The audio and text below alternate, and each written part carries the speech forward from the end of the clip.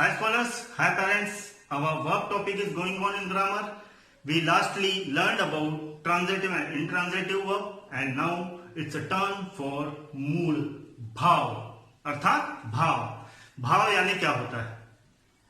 भाव यानी हमारे एक्सप्रेशन, मूड। आज मैं गुस्से में हूं, आज मैं खुश हूं, आज मैं नाराज हूं, ये होते भाव। अब इसमें वर्ब का क्या काम है? वर्ब का बहुत ही मेजर रोल है। पहले तो बता देते हैं कि वर्ब ज्यादातर हम लोग यूज क्यों करते हैं, तो उसके लिए छोटा सा हम डिस्क्रिप्शन पढ़ लेंगे तो आपको समझ में आएगा। The most common use of the verb is to describe an event और आस्क अ क्वेश्चन। यानी कि सबसे कॉमनली वर्ब हम लोग यूज करते हैं तो वो किस लिए? कोई घटना यानी इवेंट, या तो कोई क्वेश्चन पूछने के लिए, कोई प्रश्न पूछने के लिए। लेकिन इसके अलावा भी हम किस तरीके से वर्ब को यूज कर सकते हैं तो वो हम मूड में जानेंगे। तो इसके लिए हम थोड़ा सा पढ़ लेते हैं।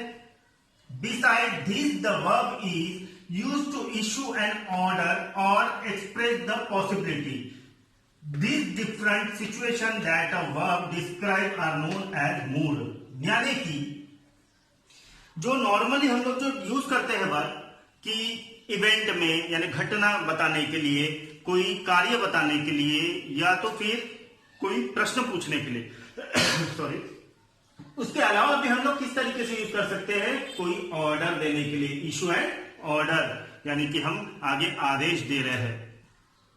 एक्सप्रेस द पॉसिबिलिटी हमारी क्षमता बताने के लिए, तो इसलिए भी हम लोग वर्ब यूज करते हैं। वो किस तरीके से, तो हम बारी बारी से देखेंगे हम किस तरीके से उसे यूज कर सकते हैं मूड में। यानी उसे हम लोगों ने कैटेगरी दे दी है मूड, तो उसमें पॉसिबिलिटी भी आ जाएगा आपका और ऑर्डर भी आ जाएगा कि किस तरीके का मूड है। जैसे कि हम लोग गुस्से में रहते हैं तो फिर कभी छोटे भाई को या छोटे बच्चों को बोल देते हैं एक काम करो, ऐसा करो, यानी इट्स ऑर्डर। ये होता है हमारे मूड पे डिपेंड, यानी कि टोटली डिपेंड क्या पे? हमारे एक्सप्रेशंस पे, भाव पे। अब वो किस तरीके से, तो हम लोग बारी बारी से जानेंगे। एक इंग्लिश लैंग्वेज है 3 मूड्स। तो इंग्लिश में 3 मूड मेजर होते हैं। वो होता है इंडक्टिव, इंडिकेटिव, इंपेरेटिव और सब्जेक्टिव। ये 3 मूड बड़े इंपॉर्टेंट होते हैं। तो पहला देखते हैं हम इंडिकेटिव। इंडिकेटिव से समझ में आ रहा है कहीं तो भी यानी कि चिन्हित करना, यानी कि पॉइंट करना, इंडिकेट करना। तो इंडिकेट मूड हम लोग ज्यादातर एक फैक्ट की तरफ लेके जाता है। वो किस तरीके से, तो एग्जांपल के थ्रू हम लोग समझेंगे कि किस तरीके से हम लोग इंडक्टिव मूड यूज कर सकते हैं। Rama goes to a school daily. अब यहां क्या इंडिकेट हो रहा है? रामा नाम का एक लड़का है यानी कि नाउन, स्कूल नाम का एक और एक ऑब्जेक्ट है जो है नाउन। अब इसमें इंडक्टिव मूड कैसा यूज हो रहा है, तो देखिए, ध्यान से देखिए। Rama goes, obviously it's a verb. School daily, indicate क्या हो रहा है? रामा जाता है, लेकिन कहां जाता है? स्कूल। और कब जाता है? डेली। तो इंडिकेट क्या हो रहा है? रामा स्कूल जाता है रोज, यानी रामा रोज स्कूल जाता है। तो इंडिकेट हो रहा है कि रामा रोज स्कूल जाता है। तो ये हो गया इंडिकेटिव मूड। ही राइट्स नीटली। अब लिखते तो हर कोई है, अब उसके लिए स्पेशली लिखा है राइट, ऑब्वियसली। रामा यहां नाउन है, एक बार ये मैं बताता हूं, ये नाउन है and it is a verb. He here pronoun, rights here verb and neatly वो एडजेक्टिव।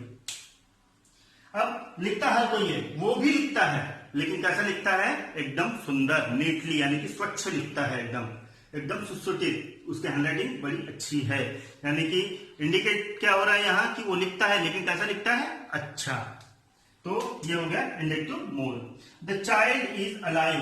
अब चाइल्ड, अब यहां बताया गया है कि चाइल्ड इज अलाइव, वो बच्चा जिंदा है। अब भगवान ना करे ऐसी कोई घटना हो जाती है कि कहीं कोई बच्चा से गिर जाता है, कहीं जैसे बहुत सारे न्यूज में आते हैं कि बच्चा खाई में गिर गया, बोरवेल में गिर गया, तो हम लोग भगवान का शुक्र मनाते हैं कि वो वापस जिंदा निकला। तो वही एक एग्जांपल मैंने यहाँ देने की कोशिश किया हूं कि चाइल्ड इज अलाइव, एक बच्चा है जो कहीं उसके साथ कोई दुर्घटना हुई है, लेकिन उसमें वो जिंदा बच गया, भगवान की कृपा है। तो यहां वो इंडक्टिव मोड यूज हो रहा है कि बताया जा रहा है एक बच्चा है जो वहां उसके साथ कोई इंसिडेंस हुआ है, लेकिन वो अभी भी जिंदा है। ठीक है, तो ये हो गया हमारा इंडक्टिव मोड। और उसमें इंडक्टिव मोड में हम लोग प्रश्न किस तरीके से पूछते हैं तो वो भी हम लोग देखेंगे। अब ये हो गया फैक्ट के बारे में, अब ये हो गया क्वेश्चंस के बारे में। Will you play with me, क्या आप मेरे साथ खेलोगे, तो ये हम लोग प्रश्न पूछ रहे हैं। Obviously you, me here pronoun and play here verb. क्या आप मेरे साथ खेलोगे, तो ये हो गया हमारा प्रश्न। आर यू गोइंग होम, क्या आप घर जा रहे हैं। You pronoun, going verb, home noun. ठीक है, तो यहां हम लोग प्रश्न पूछकर इंडक्टिव मोड बता रहे हैं। उसमें फिर सेकंड जो आता है वो होता है इंपेरेटिव मोड। इंपेरेटिव मोड हम लोगों ने इंपेरेटिव सेंटेंस देखे थे, लगभग सेम है। तो वर्ब में भी वही चीज होती है, इंपेरेटिव। इंपेरेटिव में भी 3 पार्ट होते हैं। पहले इसका डेफिनेशन देख लेते हैं। Imperative mode is exhibited when we ask somebody to do something, यानी कि इंपेरेटिव मोड में जब हम कोई इंसान को कोई चीज करने के लिए कहते हैं तब उसे कहा जाता है इंपेरेटिव मोड।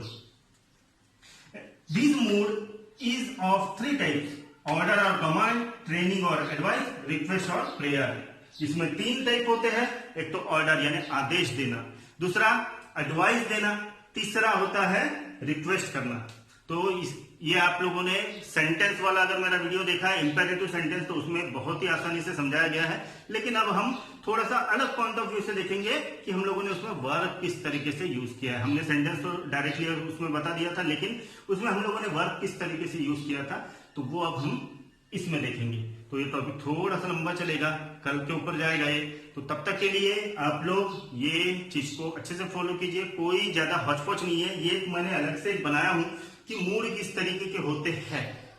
ठीक है, तो एक रिवीजन फिर से कर लेंगे कि मूड में हम लोग वर्ब यूज करते हैं एज ए ऑर्डर देने के लिए, क्वेश्चंस पूछने के लिए, एक्सप्रेस पॉसिबिलिटी हमारी क्षमता बताने के लिए।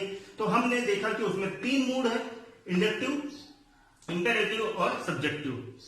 जिसमें इंडक्टिव में हमने फैक्ट और क्वेश्चन के बारे में देखा। फैक्ट में हमने देखा कि किस तरीके से वर्ब यूज होता है, क्वेश्चन में देखा कि किस तरीके से वर्ब यूज होता है। फिर हमने सेकंड टाइप देखा इंपेरेटिव मोड। इंपेरेटिव मोड का यूज होता है जब कोई इंसान किसी को कुछ करने के लिए कहता है, तब वो इंपेरेटिव मोड कहलाता है। अब उसमें भी हम लोग वर्ब किस तरीके से यूज करेंगे वो हम लोग नेक्स्ट एपिसोड में देखेंगे। लेकिन उसके पहले उसमें 3 टाइप होते हैं, ऑर्डर और कमांड, ट्रेनिंग और एडवाइस, रिक्वेस्ट और प्रेयर। ये 3 उसके मेजर टाइप होते हैं, किसके, इंपेरेटिव मूड के। तो हम इसके बाद के सेशन में देखेंगे कि किस तरीके से इंपेरेटिव मूड हम लोग अप्लाई कर सकते हैं अपने सेंटेंस में, यानी कि वर्ब किस तरीके से सेंटेंस में हम लोग यूज कर सकते हैं।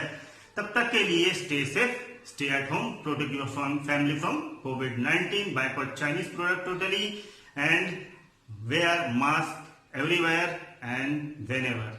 जब अभी जो नागपुर की जो सिचुएशन है वो आप लोगों को बता देता हूँ। स्पेशली नागपुर की, अभी बाहर की तो काफी और ज्यादा है, लेकिन स्पेशली अभी नागपुर में ज्यादा पेशेंट्स बढ़ गए हैं। तो आप लोग जब तक जरूरी ना हो तब तक के घर के बाहर ना निकले, और खासकर बच्चों का और बूढ़ों का ध्यान ज्यादा रखें, क्योंकि इन्हें संक्रमण की पॉसिबिलिटी अपने से ज्यादा है। तो उन्हें बाहर जाते वक्त सैनिटाइज, हाथ में सैनिटाइज कर दीजिए और बाकायदा मास्क से चेहरा कवर कर लीजिए, क्योंकि अभी पेशेंट्स काफी बढ़ रहे हैं और ये चिंताजनक बात है। इसलिए शायद अभी कुछ 2 दिन में हमने जनता कर्फ्यू देखा, तो और हो सकता है, पॉसिबल है, कंफर्म नहीं है, कि अगर यही सिचुएशन रही तो हम लोग फिर से और एक बार लॉकडाउन झेलने की स्थिति में आ जाएंगे। इसीलिए आप लोग घर पे रहिए, सुरक्षित रहिए, बच्चों को और बुजुर्गों को खासकर ध्यान दीजिए और अपने आप पर भी ध्यान दीजिए। आप लोग सैनिटाइज होते रहिए, यानी कि स्वच्छ होते रहिए, अपने घर को स्वच्छ करते रहिए। तब तक के लिए